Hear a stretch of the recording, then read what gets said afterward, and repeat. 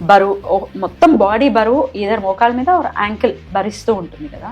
So ఈ బరువు అనేది ఎటువంటి ఇంపాక్ట్ని చూపిస్తూ ఉంటుంది అంటే మామూలుగా చిన్నప్పటి నుంచి వీళ్ళు లావుగల పిల్ల చక్కగా హెల్దీ హెఫ్టీ బాడీసే అయినా ఇబ్బంది పెడుతున్న మోకాల్ని సడన్గా ఒబేజ్ అయిపోతే ఆబ్వియస్లీ ఇబ్బంది పెడుతుంది అనుకోండి. యాజ్ అ డాక్టర్ మీరు ఏం చెప్తారు? నో డౌట్ అది ఆన్సర్ మీకే తెలుసు. ఒబేసిటీతో నీ ఆర్థరైటిస్ సపోజ్ నాలో నీ ఆర్థరైటిస్ వచ్చింది, ప్రోగ్రెషన్ కి ఒక గ్రాఫ్ ఉంటుంది ఇలా, అదే ఒక ఒబీస్ పర్సన్ కి ఇలా ప్రోగ్రెస్ అయిపోతుంది. So rapid progression and severity of problem ఎక్కువ ఉంటుంది.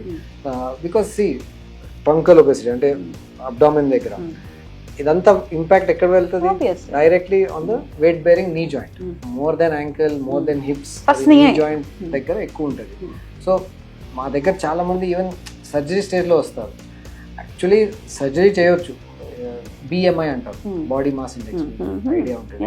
సో అంటే వెయిట్ డివైడెడ్ బై హైట్ ఒక రేషియో ఉంది.